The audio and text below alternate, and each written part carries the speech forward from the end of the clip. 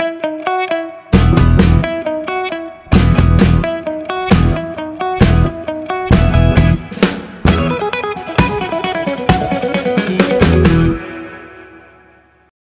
नमस्कार। आम आदमी party challenging the status quo, shaking up system, creative destruction in Indian politics, AP governments, leaders in governance, public policy, entrepreneur governance, AP opposition role, responsible fighting for people's issues. Today's आपकी news का episode है 775, date 30th April 2025. Please follow Aapki News on X platform @NewsAAPKE, and also please spread our YouTube channel and also watch AKN TV India. Delhi में बहुत बड़ा हादसा हुआ है। ये झुग्गी झोपड़ी जो बवाना में है, वहाँ 400 झुग्गियों को एकदम राग बन गया है वो जल के। उसमें लोग बोल रहे थे कि 2 घंटा लगा फायर ब्रिगेड का फायर इंजन आने के लिए। फिर वो आने के बाद ये फायर थोड़ा काबू में आया और संजीव झा का ये वीडियो में डिटेल्स बताया गया है। चीफ मिनिस्टर रेखा गुप्ता ने उसी समय मन की बात सुनने लगी है, एक बड़ा सा मीटिंग लगा के, जबकि वो 400 का जो झुग्गियां जो जल गए हैं उस समय, इसमें 2 बच्चे मारे गए हैं, अलाइव, बर्न्ट अलाइव। इसका मतलब खुद जल गए हैं, बच्चे लोग जल के मर गए हैं और गवर्नमेंट जो है कोई उसके बारे में काम नहीं किया। और इतना ज्यादा आग था तो वो हर तरह से जाके वो झुग्गियों के अंदर घुस गया था और कुछ ही समय के बाद वो राग में बदल गया। और उसमें से जो जानवर है उन लोगों का स्केलेटन्स बाहर लाना पड़ा और बच्चे जो है एक कूलर में, कोई कूलर के अंदर छुप गए थे और उनको सेव नहीं कर सकते थे। और ये बहुत ही मतलब दुख भरी चीज हो गया है बवाना का उसके अंदर। लेकिन चीफ मिनिस्टर, ये जो बीजेपी गवर्नमेंट का कोई लोकल एमएलए कोई विजिट नहीं किया था, देखने के लिए आ गए नहीं थे। तो ये एक यहाँ विडंबना देखिएगा। रोहिणी में झुग्गियों का वो जो एक्सीडेंट हुआ है, झुग्गियों में 2 लोगों की मौत हो गए हैं और जलकर राख हो गए हैं बच्चे। और इस तरफ जो है चीफ मिनिस्टर एक बवाना में मन की बात का मीटिंग लगा के सुन रहे हैं क्या मोदी जी बोल रहे हैं। 2 बच्चे का मौत हो गया, 800 झुग्गियों का फायर से पूरा राग हो गया है झुग्गी क्लस्टर में। और बच्चों का बॉडीज और एक 2.5 years की है और एक 3 साल के हैं, तो वो रिकवर किए थे पुलिस ने। फायर सर्विसेज ने बताया था कि वो डिस्ट्रेस कॉल जो है 11:55 को मिला था। पहलगाम का अटैक के बारे में आम आदमी पार्टी ने ऑफिशियली सेंट्रल गवर्नमेंट से ये 6 सवाल पूछा है। पहला सवाल, पहली बात, अटारी रूट के बारे में सरकार ने बहुत स्पष्ट कहा कि इसको बंद कर देना चाहिए, पाकिस्तान के साथ व्यापार हम नहीं करेंगे। बिल्कुल सही बात है। पाकिस्तान इस वक्त जो भूमिका निभा रहा है, आतंकियों का जिस तरीके से साथ दे रहा है, वो एक दुश्मन देश है। दुश्मन देश के साथ किसी प्रकार के संबंध नहीं होने चाहिए, व्यापार नहीं होना चाहिए। कई सारी चर्चाएं इस तरीके की घूम रही हैं कि क्या गुजरात और महाराष्ट्र के पोर्ट से भी सरकार ने पाकिस्तान के साथ व्यापार को बंद किया है। उसके बारे में स्थिति स्पष्ट नहीं है। हमारी राय यह है कि पूरी तरह से व्यापार बंद होना चाहिए, पाकिस्तान की व्यापारिक तौर पर भी कमर टूटनी चाहिए। दूसरा, बॉर्डर से करीब 250 किलोमीटर अंदर आकर के आतंकी हमला करते हैं, काफी देर तक फायरिंग करते हैं और उसके बाद निकल जाते हैं। लोगों के मन में इस बात को लेकर के सवाल है कि आखिर ऐसा कैसे हो पाया। इसकी एक टाइम बाउंड जांच होनी चाहिए और जो भी दोषी लोग हैं अपने सिस्टम के अंदर भी उनका पता लगना चाहिए, उनकी पहचान होनी चाहिए, वो पहचान सार्वजनिक होनी चाहिए।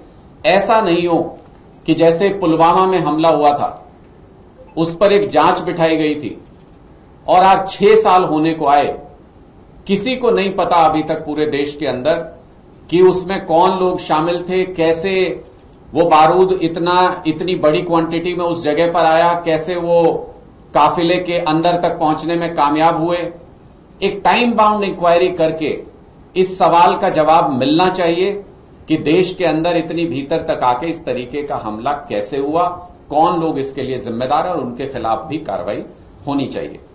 तीसरी बात, पहलगाम आतंकी हमले से एक चीज बहुत साफ है, पाकिस्तान अब नए तरीके से इस टेरर को आगे बढ़ाने पे काम कर रहा है।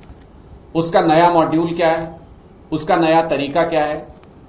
वो भारत को धार्मिक आधार पे बांटना चाहता है। पहली बार इस तरीके से प्लानिंग के साथ ऐसा हमला किया गया जिससे धार्मिक आधार पर लोगों के बीच में कटुता पैदा हो, द्वेष पैदा हो, लोगों के बीच में धार्मिक आधार पर नफरत पैदा हो देश के अंदर। और देश के अंदर भी कई सारे ऐसे ऑर्गेनाइजेशन, कई सारे ऐसे लोग हैं जो सोशल मीडिया के माध्यम से हिंदू मुस्लिम करा के आपस में नफरती संदेश डाल के एक दूसरे धर्म के खिलाफ पाकिस्तान के उस एजेंडे को आगे बढ़ा रहे हैं। सरकार को इन लोगों के खिलाफ भी बहुत ठोस कार्रवाई करनी चाहिए, चाहे वो किसी पार्टी से संबंधित हो, चाहे वो किसी पद पर बैठे व्यक्ति हो, चाहे वो कोई भी संगठन क्यों ना हो। अगर वो पाकिस्तान के एजेंडे को आगे बढ़ाते हुए देश में धर्मों के बीच में आपस में नफरत पैदा कर रहा है तो उस व्यक्ति के खिलाफ सोशल मीडिया पर भी और बयानों पर भी ठोस से ठोस कार्रवाई सरकार को करनी चाहिए। चौथी बात, हिंदुस्तान एक बहुत बड़ा देश है, यहां की सुरक्षा चैलेंजेस बहुत सारे हैं। कश्मीर से लेकर कन्याकुमारी तक हर राज्य में हमें सुरक्षा को लेकर के अलग अलग तरीके की गंभीर चुनौतियों का सामना करना पड़ता है। यहां पार्ट टाइम होम मिनिस्टर से काम नहीं चल सकता है। यहां एक फुल टाइम होम मिनिस्टर होना चाहिए जो 24 घंटे देश के लोगों की सुरक्षा के बारे में सोचे, 24 घंटे योजनाएं बनाए कि कैसे देश के लोगों को और सुरक्षित किया जा सकता है। इसलिए हमारी यह भी मांग है कि बीजेपी की सरकार एक फुल टाइम होम मिनिस्टर इस देश को दे जो देश के लोगों की सुरक्षा को लेकर चिंता करे, जिसके पास इतना समय हो कि वो सिर्फ विधायक खरीदने बेचने, सरकारें बनाने गिराने तक सीमित न रहे, बल्कि देश के लोगों की सुरक्षा के बारे में भी 24 घंटे सोच सके। पांचवी बात, पहलगाम घटना से पहले कई जगह पर यह विषय चर्चा में है कि वहां से सिक्योरिटी डिप्लॉय करके और कुछ दिन पहले वहां से हटा ली गई थी। किसके आदेश पर यह हुआ था, वो नाम सार्वजनिक होना चाहिए। किसके आदेश पर वहां से सुरक्षा बलों को हटाया गया था, वो नाम सार्वजनिक होना चाहिए। देश को यह जानने का हक है कि आखिर देश की सुरक्षा को इतने बड़े खतरे में किसने डाला, किसके आदेश पर हजारों टूरिस्ट जहां पर मौजूद थे वहां से सिक्योरिटी व्यवस्था को विड्रॉ किया गया। और अंतिम बात, प्रधानमंत्री जी की जम्मू कश्मीर यात्रा कुछ दिन पहले एकदम से अचानक रद्द कर दी गई थी। इस घटना से 2-4-5 दिन पहले क्या इंटेलिजेंस के कोई इनपुट थे जिसकी वजह से प्रधानमंत्री जी की यात्रा को रद्द किया गया था? इस तरीके के हमले के कोई इंटेलिजेंस इनपुट थे? अगर इस तरीके के आतंकी हमले के इंटेलिजेंस इनपुट थे और प्रधानमंत्री जी की यात्रा को उसकी वजह से रद्द किया गया था, तो उसके बावजूद भी डिप्लॉयमेंट पर ध्यान क्यों नहीं दिया गया, सुरक्षा व्यवस्था को चाक चौबंद क्यों नहीं किया गया? इसके लिए गृह मंत्रालय का कौन अधिकारी या गृह मंत्री कौन दोषी है, उसके खिलाफ क्या कार्रवाई सरकार करने जा रही है, यह भी स्पष्ट पता होना चाहिए। आज पूरा देश बहुत गुस्से में है, देशवासियों का खून खौल रहा है। हम दुश्मन से बदला लेना चाहते हैं और ऐसा बदला लेना चाहते हैं कि पूरी तरह से वो आतंकी नेस्तनाबूद हो जाएं, जिन्होंने देश के ऊपर ऐसा आतंकी हमला करने की कोशिश की। पूरा देश सरकार के साथ इस मामले में एकजुट है, पूरा देश साथ खड़ा है और देख रहा है सरकार की तरफ कि पूरा देश जब एकमत है इस बात को लेकर के कि मुंहतोड़ जवाब पाकिस्तान को देना चाहिए, इन आतंकी संगठनों को पूरी तरह से नेस्तो नाबूद करना चाहिए, तो सरकार कब वो ठोस कदम उठाती है और कब एक मुमकिन कार्रवाई करके अच्छा सबक पाकिस्तान को सिखाती है, पूरे देश के लोग इस बात का इंतजार कर रहे हैं। दिल्ली में हेल्थ केयर के बारे में हुआ क्या है कि दिल्ली में जो बुजुर्ग लोग हैं उनको इज्जत चाहिए और हेल्थ सिक्योरिटी चाहिए, लेकिन उसको इनकम्प्लीट मतलब स्कीम्स, आधा पका हुआ स्कीम्स नहीं चाहिए। अभी दिल्ली गवर्नमेंट का जो चीफ मिनिस्टर रेखा गुप्ता ने एक वाय वंदना स्कीम कुछ शुरू किया था। इसमें कई सारे सवाल उठते हैं कि ये जो है वाय वंदना स्कीम सिर्फ 70 के ऊपर लोगों का ही है, वो भी ट्रीटमेंट 5 लाख तक है। इसका मतलब 60 प्लस लोगों को दिल्ली गवर्नमेंट बुजुर्ग नहीं है, ये सवाल उठता है। और उनको मेडिकल ट्रीटमेंट नहीं चाहिए। ये सिर्फ स्कीम जो है ओनली आउट पेशेंट जो आईपीडी इनपेशेंट लोगों का ही सर्विसेज के लिए है, आउट पेशेंट के लिए नहीं है। तो वो क्यों इग्नोर कर दिया गया है? मतलब आउट पेशेंट वाले कहाँ जाएं? अगर कोई हर चीज को हॉस्पिटल में भर्ती होने की जरूरत नहीं है हर एलिमेंट के लिए। और इसमें 70 के ऊपर एल्डरली मेंबर्स एक सिंगल फैमिली में है, तो उनको सेपरेटली 5 लाख का कवर मिलेगा या सभी लोगों को मिलके 5 लाख मिलेगा? ये एक सवाल है। तो ये असली बात यह है कि जो आम आदमी पार्टी का गवर्नमेंट है, जब केजरीवाल जी आए थे, केजरीवाल जी ने वो अनाउंस किए थे संजीवनी स्कीम अभी इलेक्शन के टाइम पे। इसमें ऐसा था कि free treatment for every 60 plus year person, और उसमें कोई लिमिट नहीं है, 5 लाख नहीं है, कुछ नहीं है, और गवर्नमेंट नहीं है, प्राइवेट नहीं, हर जगह वो रिलाइज हो सकता था अगर ये चालू होता तो संजीवनी स्कीम। दिल्ली का बीजेपी गवर्नमेंट ये डिसीजन किया है कि जो प्राइवेट स्कूल जितना है उन लोगों का स्कूल कमिटी, मैनेजमेंट कमिटी को सभी को डिसॉल्व करेगी। ये क्यों कर रही है? क्योंकि कई सारे पेरेंट्स जाके फीस बढ़ोतरी करने के लिए फाइट कर रहे हैं। इसलिए इन लोगों का, बीजेपी गवर्नमेंट का सॉल्यूशन ये है कि गवर्नमेंट प्राइवेट स्कूल को फीस कम करो बोल के नहीं बोलना है, उसका सिर्फ मैनेजमेंट कमेटी को डिसॉल्व करना है, ताकि वो कमेटी का लोग अपना खुद का लोग चुन के आ जाए और कोई सवाल ना करे। एक के बाद बीजेपी का दिल्ली गवर्नमेंट जो भी अच्छा काम हुआ है 10-11 साल से उसको ठप करते जा रही है। अभी एक नया चीज बाहर आया कि आर्बिट्ररीली उन्होंने 2000 बसों को दिल्ली का रोड से निकाल दिया गया है, कोई ऑल्टरनेट अरेंजमेंट नहीं किया गया है। इससे क्या होगा? तो बस में से भीड़ बहुत बढ़ेगा, लोगों को बस लेट आना ऑलरेडी शुरू हो चुका है। जबकि अरविंद केजरीवाल का गवर्नमेंट ने ये प्लान किया था कि हर 1 मिनट में एक बस जाना चाहिए, और बस फ्लीट को काफी उन्होंने बढ़ाया था। अभी ये लोग जो है 100 बसेस उसको भी निकाल रहे हैं। यूनियन मिनिस्ट्री ने पार्लियामेंट कमेटी को बताया था कि यमुना का जो वाटर है क्वालिटी टेस्ट में फेल हुआ है 22 आउट ऑफ 33 लोकेशंस में। और आपको मालूम है कि lieutenant governor high level committee को उन्होंने फॉर्म किया था यमुना के बारे में जनवरी 2023 में। अभी पंजाब का समाचार इस प्रकार है, 2022 से लेके गवर्नमेंट में हर जो एम्प्लॉय है वो और आम आदमी पार्टी का सभी वर्कर्स काम करना शुरू किया था, क्योंकि उस समय उड़ता पंजाब बोल के पंजाब को बोलते थे। उड़ता पंजाब से लेके रंगला पंजाब बनाने के लिए अभी तक कई सारे कदम उठाए गए हैं। इसमें 2.8 मिलियन चिल्ड्रन 20,000 गवर्नमेंट स्कूल में पंजाब में वर्ल्ड क्लास का शिक्षा पाना शुरू हो चुका है। ये सभी स्कूल्स का अंदर फैसिलिटीज दिया गया है, पानी का, अच्छे से डिजाइंड बेंचेस का, वाईफाई का, और 260 बच्चे जो हैं पंजाब गवर्नमेंट स्कूल्स में जो पढ़ रहे थे वो जेईई एग्जाम क्लियर किए थे। ये है प्रूफ रंगला पंजाब हो रहा है बोल के उसका। ये चीज हरजोत बेन जो Harvard educated minister of education बताया। युद्ध नाशियान दे विरुद्ध, वॉर अगेंस्ट ड्रग्स, इसके तहत दीपक पारिक साहब जो मोहाली के एसएसपी बता रहे थे, तो मोहाली सीआईए टीम ने 2 to 3 केसेस क्रैक किए थे पिछले दिनों में।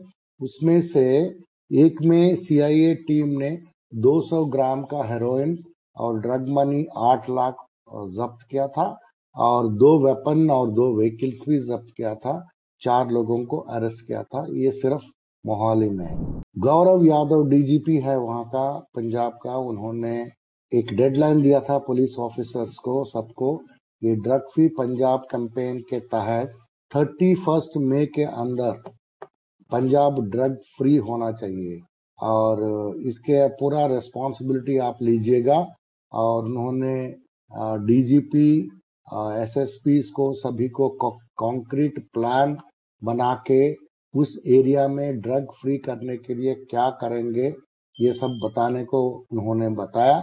और ये एसएसपी जो है एक डेडलाइन बताना पड़ेगा। तो to end the drug addiction at the police headquarters, if any discrepancy is found in the action plan after the stipulated deadline, action will be taken. Police officers के ऊपर ही एक्शन लिया जाएगा अगर वो लोग डेडलाइन मीट नहीं कर पाएगा तो।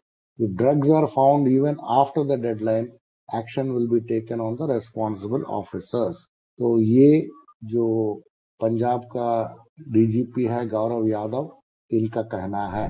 अभी जो on going war against drugs जो पंजाब पुलिस चला रही है, उसमें 89% कन्विक्शन रेट चल रहा है एनडीपीएस केसेस में, मार्च 1 2025 से लेके अभी तक। ये हाईएस्ट इन द कंट्री है। कोई भी ड्रग इश्यू में 89% कन्विक्शन रेट पंजाब में हुआ और कहीं नहीं हुआ है। और डीजी पंजाब पुलिस ने बोला था कि 836 केसेस डिसाइड किया गया है, उसमें से 744 कन्विक्शंस हुआ है, और 144 ड्रग किंग पिन्स को सेंटेंस किया गया है, मतलब वो लोग ऑलरेडी जेल में रिगरस इम्प्रिजनमेंट 10 साल के लिए भुगतना शुरू हो चुका है। और ये एक स्ट्रॉन्ग मैसेज देता है ड्रग ट्रैफिकिंग के ऊपर। और पंजाब पुलिस एक टारगेट कर रहे हैं कि ड्रग इकोसिस्टम के लिए एग्रेसिव प्लानिंग कर रही हैं और एक्शन कर रही हैं। 8.03 करोड़ ड्रग मनी अभी तक सीज किया गया है। प्रॉपर्टीज वर्थ 32.95 करोड़ फ्रीज किया गया है। 72 इलीगल स्ट्रक्चर्स डिमोलिश किया गया है। 7,414 ड्रग स्मगलर्स को अरेस्ट किया गया है, और उसमें से 1877 बहुत बड़े स्तर का लोग थे, बिग फिश थे, और उनको और सिटीजन्स को एम्पावर किया गया है, बताया गया, एनकरेज किया गया है कि आप लोग रिपोर्ट करो ड्रग ट्रैफिकर्स को एनोनिमसली। एक safe Punjab anti drug helpline है, उसका नंबर 9779100200। इसमें आप सेफली एक व्हाट्सएप मैसेज दे सकते हैं। हर टिप को ऊपर मॉनिटर किया जाएगा, ये डीजीपी यादव ने कहा था। हलवारा एक एयरपोर्ट बना है, ये 60 करोड़ उसमें खर्च हुआ है। तो पिछले 30 साल से कई सारे पिछले गवर्नमेंट बोल रहे थे कि हमने यहाँ एयरपोर्ट बनाएंगे। ये लुधियाना के पास है, लेकिन हुआ नहीं है। लेकिन आम आदमी पार्टी ने गवर्नमेंट में पिछले 3 साल से काम करके डिलीवर कर चुका है। 100% काम हो चुका है। ये राज्यसभा MP संजीव अरोड़ा ने बोला था कि ये लुधियाना का जो लोग हैं रहने वाले, म्युनिसिपल काउंसलर्स, इंडस्ट्रियलिस्ट, सभी को लेके गए थे हलवारा एयरपोर्ट दिखाने के लिए संडे का दिन, और वहां का पूरा रिव्यू किया है प्रोग्रेस वर्क का। और उस समय उन्होंने एयरपोर्ट प्रेमिसेस को देख के पूरा सेटिस्फेक्शन जताया था। तो इन्होंने नोट किया कि पिछले 10 साल से 30 साल से जो नहीं हुआ, अभी ये 3 साल में कंप्लीट हो चुका है करके उन्होंने बताया था।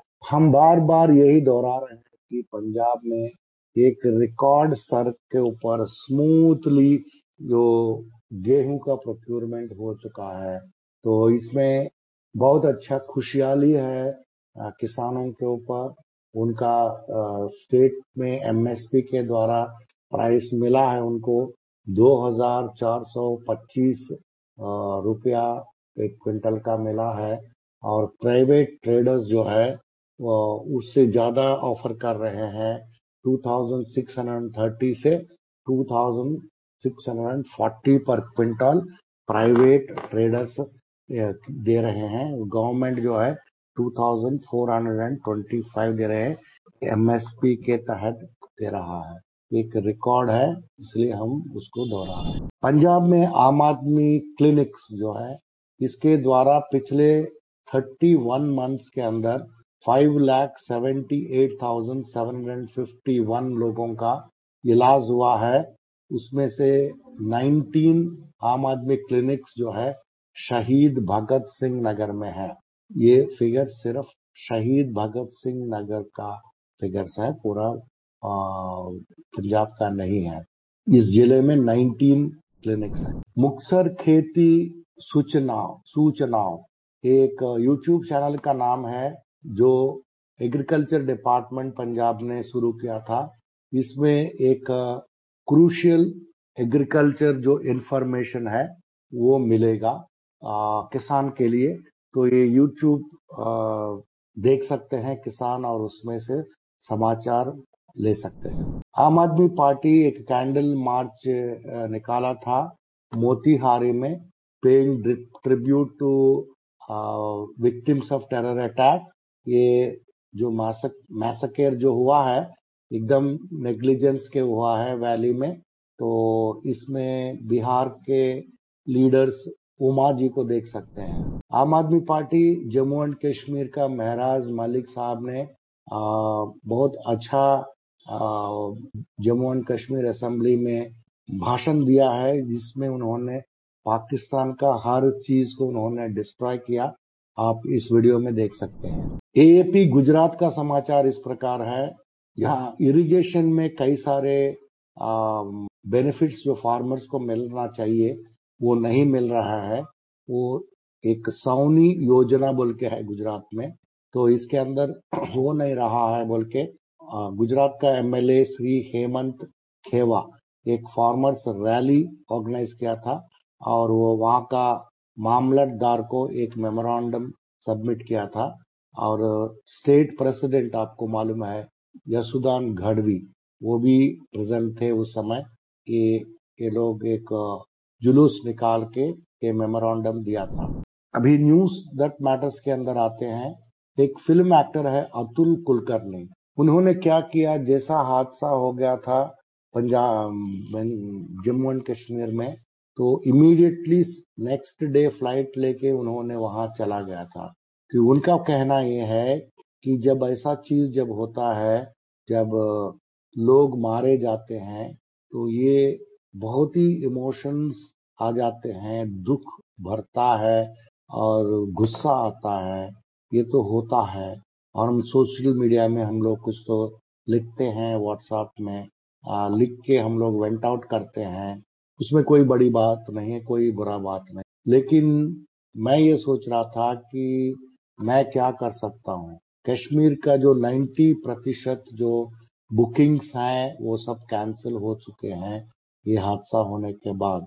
फिर उन्होंने, यही तो टेररिस्ट चाहते थे, टेररिस्ट ये चाहते हैं कि स्टूडेंट्स टूरिस्ट ना आए, वहाँ का इकोनॉमी बंद हो जाए, धंधा बंद हो जाए। तो इसलिए मैंने यहाँ आके कश्मीर के लोगों के साथ खड़ा हूँ। कश्मीर के जो बिजनेसमैन है, होटल्स है, ये जो वहाँ का टैक्सी है, बसेस है, उनके साथ, उन लोगों के साथ मैं खड़ा हूँ। और ये बताने के लिए कि हम लोग 140 140 करोड़ लोग आपके साथ खड़े हैं, ये बताने के लिए कि कश्मीर के लोगों को करके ये एक्टर ने बता रहा है। दूसरा एक्टर है राजकुमार राव। उन्होंने बोला कि बहुत ही पेनफुल चीज हुआ है, बहुत गुस्सा आ रहा है जब सोचने से, और वही विजुअल्स जो है सर पे घूम रहा है। ये कई सारे पर्सपेक्टिव्स आ रहे हैं दिमाग में, कई सारे फोटोज, वीडियोस, ये सब देख के बहुत गुस्सा होता है, बहुत अनफॉर्चुनेट है। हमारा डीपेस्ट कंडोलेंसेस है करके ये राजकुमार राव बोल रहे हैं। अभी जो मैं बोलने वाला हूँ ये आपको बहुत ही हृदय विदारक है, मतलब आपको दिल खींचने वाले है। It's like it is going to take out your heart out of you. Gujarati लोग, कुछ पेरेंट्स अपने बच्चों को अमेरिका का जो बॉर्डर्स के अंदर डाल के चले जा रहे हैं। Why Indians are abandoning their children at US borders? US borders में अपना बच्चों को छोड़ के वो लोग चले जा रहे हैं। तो अबैंडनिंग ए चाइल्ड अंडर 12, अगर 12 साल के अंदर का नीचे का जो उम्र का बच्चे को अगर पेरेंट और गार्डियन जो है वहां छोड़ना, इंडियन पिनल कोड का सेक्शन 317 के व्यतिरेक है। लेकिन ये लोग क्यों कर रहे हैं ऐसा? देखिए, गुजरात में इतना सारा पता नहीं क्या मेंटालिटी है। लोग तो जाके वहां यूएस बॉर्डर्स में मरते हैं और इलीगल इमिग्रेशन करते हैं। लेकिन ये जो चीज है ये बहुत ही दुखदायक है कि अपना बच्चों को बॉर्डर्स में छोड़ के वापस आए। ये टाइम्स ऑफ इंडिया का न्यूज। सुप्रीम कोर्ट ने एक इंटरेस्टिंग और अच्छा सा एक जजमेंट दिया है। इसमें ये बोल रहे हैं कि अगर बायोलॉजिकल मदर, जो माँ है, वो देहांत हो जाता है तो उनका स्टेप मदर उनको टेक केयर करती है बच्चों का, तो वो मदर नहीं है क्या करके पूछ रहे हैं। ये क्यों पूछ रहे हैं? एक एयरफोर्स ने एक स्टेप मदर को पेंशन देने के लिए मना कर दिया था, क्योंकि वो स्टेप मदर थी, असली मदर नहीं थी। तो उनको ये 6 साल तक उम्र को पाल रही थी और वो पेंशन के लिए लड़ रही थी। तो ये चीज सुप्रीम कोर्ट पहुंचा, तो सुप्रीम कोर्ट ने बोला, suppose A baby child is born and within few days or months the mother unfortunately passes away because of some complication, father gets married and there is a stepmother who right from the who right from the age of the child she is taking care of the child, तो उनको pension क्यों नहीं मिलना चाहिए? 10 घंटे का ED office में मुंबई में फायर एक्सीडेंट हुआ है। उसमें से सुनने में आ रहा है मेहुल चौकसी, नीरव मोदी, छगन भुजबल, इन लोगों का जो भी केस फाइल्स है वो शायद डिस्ट्रॉय हो चुका है। 95% ईडी केसेस जो है अपोजिशन लीडर्स के ऊपर है और ये फाइल सब इंटैक्ट है। तो ओनली जो चीज है जो फायर एक्सीडेंट में डिस्ट्रॉय हो गया है, ये बीजेपी में जो ज्वाइन हो चुके हैं, जो लीडर्स, जो क्रोनीज, जो कांग्रेस से और शिवसेना से कहीं से भी आके, उन लोगों का फाइल्स जो है ये डिस्ट्रॉय होते हैं। ये यहाँ का मकसद है। तो इसमें से कौन सी फाइल्स हुआ है इसके बारे में भी हम थोड़ा डिटेल्स बताना चाहते हैं। एक ह्यूज फायर ब्रेक हुआ था एनफोर्समेंट डायरेक्टरेट का ऑफिस बिल्डिंग, साउथ मुंबई में हुआ है। ये संडे का अर्ली आवर्स में हुआ है। तो उसमें मुंबई का फायर ब्रिगेड में लेवल 3 ब्लेज उन्होंने बताया था और गया था। फिर उनको वहां का फायर कम करने के लिए, पूरा निकालने के लिए बहुत टाइम लग गया था। कितना डैमेज हुआ है, कौन सी फाइल्स का ये हुआ है, उसको अभी तक इन्वेस्टिगेशन नहीं मिला है, उसमें समाचार नहीं मिला है। लेकिन ये जो 1 साल से अगर कौन सी ईडी का फाइल्स के ऊपर या ईडी का केसेस अभी एक्टिवली चल रहा है, इसका हम डिटेल दे सकते हैं। विद्यावंशिनी ग्रुप ऑफ कंपनीज में बैंक फ्रॉड हुआ है। महादेव ऑनलाइन बेटिंग ऐप का मनी लॉन्ड्रिंग केस है। सहारा ग्रुप का मनी लॉन्ड्रिंग केस है। Heroes international media fund diversion case है। साई ग्रुप का हाउसिंग स्कैम है। ललित टेकचंदानी बैंक फ्रॉड है। Pen company cooperative urban bank money laundering case. उषधव international limited bank fraud. Monarch Universal group fraud. Vinod Khute Ponzi scheme case. PMC bank fraud extortion case. ये सभी चीज अभी actively चल रहा है, तो हो सकता है कि इसका फाइल्स भी चला गया हो। एक गुजरात में गोंडल एक छोटी सी टाउन है, वहां गुजरात का बीजेपी लीडर अल्पेश ने विजिट करने गया था, तो उनका कार को अटैक किया गया था। आप उसको देखने से चौंक जाएंगे, कैसे कॉमन पीपल जो है उनका पीछे दौड़ दौड़ के अटैक कर रहे थे। जो भी टेरर अटैक्स हुआ है, उरी में हुआ, अक्षरधाम में हुआ, कांधार में हुआ, पठानकोट में हुआ, कारगिल, पुलवामा, सांसा, कश्मीरी हिंदू अटैक, कश्मीरी पंडित हिट अटैक अलग से, और अमरनाथ यात्रा के ऊपर अटैक, ये सभी चीज जो है बीजेपी का गवर्नेंस में के अंदर आता है, उसी समय हुआ है। हम यहाँ का समाचार यही समाप्त करते हैं। Thank you very much for joining.